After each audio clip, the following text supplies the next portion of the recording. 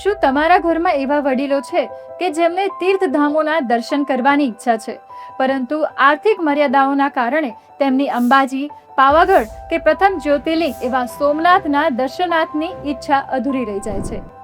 તો હવે ચિંતા છોડી દો, કારણ કે ગુજરાત સરકાર બનશે આધુનિક યુગના શ્રવણ અને વરિષ્ઠ નાગરિકોને મળશે બસના ભાડામાં 75% સુધીની રાહત.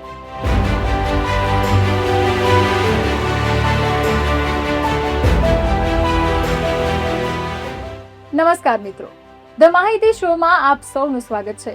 આપની સાથે હું છું રુચા.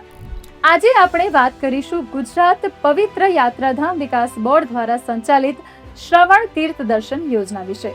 આજના આ વિડીયોમાં આ યોજના સાથે જોડાયેલી તમામ માહિતીથી આપણે માહિતગાર થઈશું. તો આ યોજનાનો લાભ કોણ લઈ શકે તે વિશે વાત કરીએ તો સૌપ્રથમ અરજદાર ગુજરાતના કાયમી નિવાસી હોવા જોઈએ. યાત્રાળુની ઉંમર 60 વર્ષ કે તેથી વધુ હોવી અનિવાર્ય છે. પરંતુ જો પતિ પત્ની બંને સાથે યાત્રા કરવાનું આયોજન કરતા હોય તો તેવા કિસ્સામાં બંનેમાંથી કોઈ પણ એકની ઉંમર 60 વર્ષ કે તેથી વધુ હશે તો પણ તે બંનેને આ યોજનાનો લાભ મળી શકશે. અહીં ખાસ નોંધવાનું કે દરેક વ્યક્તિ એક નાણાકીય વર્ષમાં એક જ વાર આ યોજનાનો લાભ લઈ શકે છે. આ યોજનાની સૌથી મહત્વપૂર્ણ શરત એ છે કે તે વ્યક્તિગત અરજીઓ નથી સ્વીકારતી.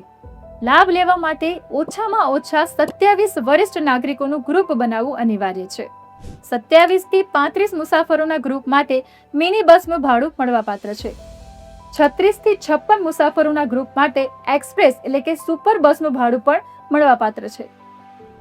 આ યોજના હેઠળ સરકાર દ્વારા બસના કુલ ભાડાના 75% રકમ ચૂકવવામાં આવે છે.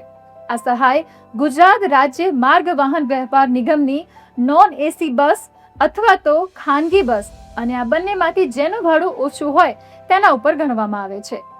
આટલું જ નહીં, દરેક યાત્રાળુને પ્રતિ દિવસ 100 રૂપિયા એટલે કે 50 રૂપિયા જમવા માટે અને 50 રૂપિયા રહેવા માટે ઉચ્ચક સહાય તરીકે પણ ચૂકવવામાં આવે છે, જે સમગ્ર પ્રવાસ માટે મહત્તમ રૂપિયા 300 સુધી મળવાપાત્ર છે. આ યાત્રાના આયોજન માટે અમુક મર્યાદાઓ પણ નક્કી કરવામાં આવી છે, જેમાં પ્રવાસ વધુમાં વધુ 3 દિવસ અને 3 રાત્રિ એટલે કે કુલ 72 કલાકનો હોવો જોઈએ અને તે મહત્તમ 2000 કિલોમીટરના અંતર સુધી જ મર્યાદિત હોવો જોઈએ છે. જો કોઈ વડીલની ઉંમર 70 વર્ષથી વધુ છે અને તેઓ એકલા મુસાફરી કરી રહ્યા છે તો આવા કિસ્સામાં તેઓ પોતાની સાથે 18 વર્ષથી વધુ ઉંમરના એક સહાયકને લઈ જઈ શકે છે અને આ સહાયકને પણ આ યોજનાના તમામ લાભો અને ભાડામાં છૂટછાટ મળશે. અરજી સાથે ઉંમરના અને રહેઠાણના પુરાવા માટે પ્રમાણિત કરાયેલી આધાર કાર્ડની નકલ અને બેંકની પાસબુકની જરૂરિયાત રહે છે. આ યાત્રાની તારીખથી ઓછામાં ઓછા 1 અઠવાડિયા પૂર્વે નિયત નમૂનામાં આ અરજી કરવાની રહે છે. જરૂરી દસ્તાવેજો સાથે અરજી ગુજરાત પવિત્ર યાત્રાધામ વિકાસ બોર્ડની કચેરીમાં જમા કરાવવાની હોય છે અને યાત્રા કરતા પહેલા પૂર્વ મંજૂરી મેળવવી પણ અનિવાર્ય છે. તો હવે તમને થશે કે આ યાત્રા પૂર્ણ તો થઈ ગઈ, પરંતુ તેની સહાય કેવી રીતે મેળવવાની? તો આ યાત્રા પૂર્ણ થયા બાદ તેના ફોટોગ્રાફ્સ, નમૂના, પરિશિષ્ટ બેની નકલ અને ફાસ્ટેગનું સ્ટેટમેન્ટ આવા પુરાવાથી તમે સહાય મેળવી શકો છો. તો વડીલો, હવે તમારા મિત્ર મંડળ સાથે તમે ગ્રુપ બનાવો અને આજે જ આ યોજનાનો લાભ લો.